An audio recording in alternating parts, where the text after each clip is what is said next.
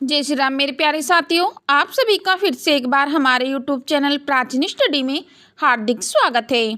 दोस्तों, आज इस वीडियो के माध्यम से हम आप सभी को बताएंगे भगवान राम को 14 वर्ष का ही वनवास क्यों, कैकई को ऋषि दुर्वासा ने दिया था वरदान। पढ़े पौराणिक कथा।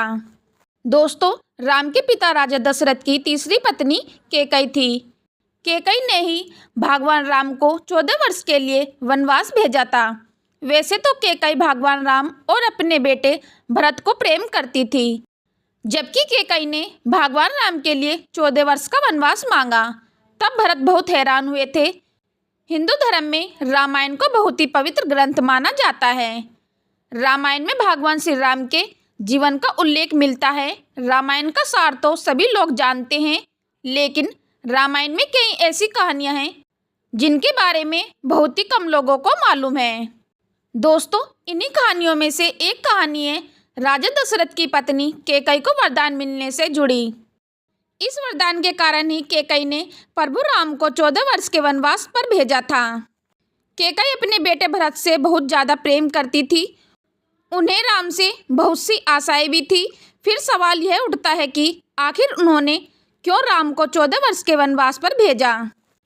दोस्तों, राजा दशरथ के विवाह के पहले कैकई महर्षि दुर्वासा की सेवा किया करती थी। कैकई की सेवा से प्रसन्न होकर महर्षि दुर्वासा ने कैकई का एक हाथ वज्र का बना दिया था और आशीर्वाद दिया था कि भविष्य में भगवान तुम्हारी गोद में खेलेंगे। दोस्तों, समय बीतता गया और कैकई का विवाह राजा दशरथ के साथ हुआ। कई सालों के बाद स्वर्ग में देवासुर संग्राम प्रारंभ हो गया। देवराज इंद्र ने राजा दशरथ को सहायता के लिए बुलाया। रानी कैकई भी महाराजा की रक्षा के लिए सारथी बनकर देवासुर संग्राम में पहुंची थी। दोस्तों, युद्ध के दौरान महाराजा दशरथ के रथ के पहिए की कील निकल गई और रथ लड़खड़ाने लगा। ऐसे में कैकई ने कील की जगह अपनी उंगली लगा दी थी और महाराजा की जान बचा ली।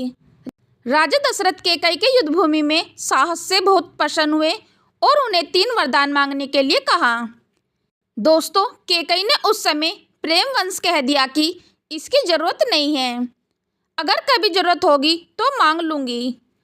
कैकई ने राजा दशरथ को इसी वरदान के जाल में फंसा लिया और राम के लिए 14 वर्ष का वनवास मांग लिया।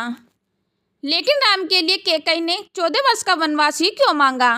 कैकई ने ही भगवान राम के लिए 14 वर्ष का वनवास मानकर यह समझाया कि व्यक्ति युवावस्था में 14 यानी 5 ज्ञान इंद्रियां, 5 कर्म इंद्रियां और मन, बुद्धि, चित्त और अहंकार को बस में रखेगा, तभी अपने अंदर के घमंड और रावण को मार पाएगा।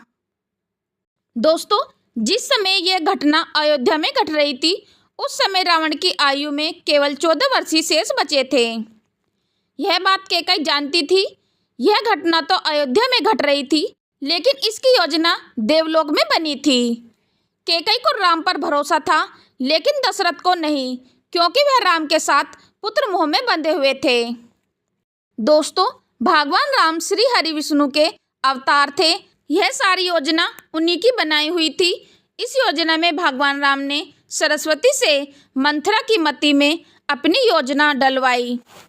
मंथरा ने कैकई को वही सब सुनाया और समझाया जो सरस्वती करवाना चाहती थी। इसके सूत्रधार सभी भगवान श्री हरि विष्णु थे। उन्होंने ही यह योजना तैयार की थी। कैकई यह जानती थी कि यदि राम अयोध्या के राजा बन गए तो रावण का वध नहीं होगा। इसके लिए वन में तप करना जरूरी था।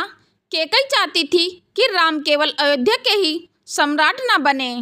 कैकई चाहती थी कि राम केवल अयोध्या के सम्राट न बने रह जाएं, वह विश्व के समस्त प्राणियों के हृदय में सम्राट बने।